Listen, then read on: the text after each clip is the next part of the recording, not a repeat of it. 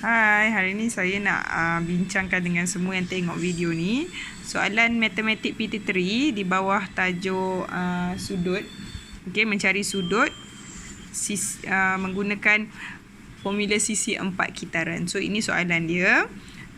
Rajah yang ditunjukkan ini merupakan semi bulatan, bukan bulatan penuh, dan berpusatkan O, dan kita ada dua garis lurus OUR.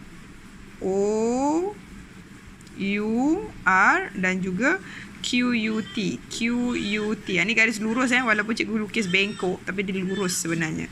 Okey, so apa yang kita boleh buat dekat soalan macam ni? Okey, ini adalah subtopik sisi 4 kitaran.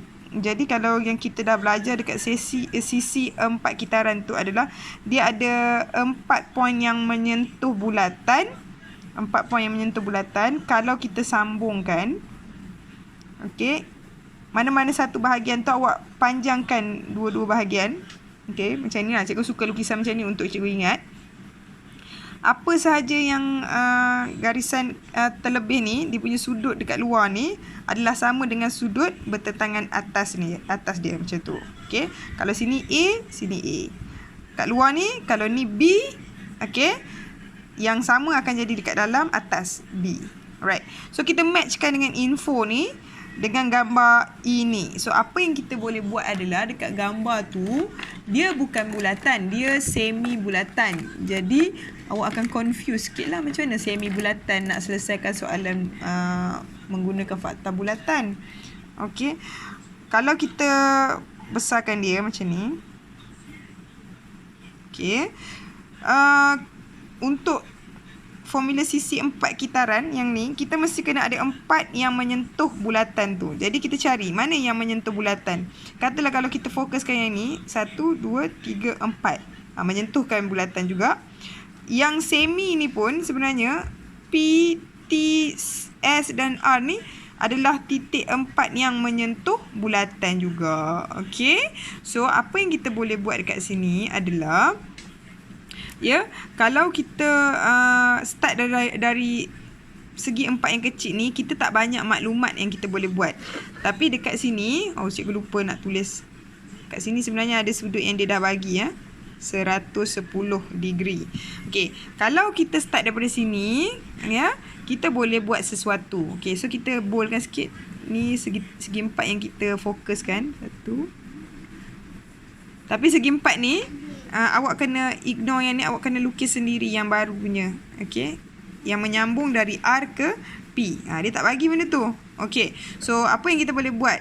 Daripada 110 lah kita start. Okey, 110, ini garis lurus, jadi 180 tolak 110 di sini adalah 70%. 70 sudut dia lah, 70 degree.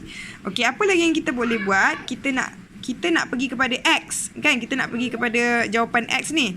So kalau kita extendkan garisan 2 yang bawah ni, okey, kita boleh dapati yang ini sampai sini adalah ini. Okey, so kita dapat tahu yang X ni adalah sudut luar juga. Okey, so apa yang kita boleh buat? Kalau kita dapat dekat sini, kita boleh dapat X. Okey, so kat sini macam mana nak dapat? Kalau tengok, ini kita dapat 70 dan POR ni adalah bentuk segitiga. So kalau tengok pula dekat O ke P, ini adalah radius. Radius yang membentuk bulatan.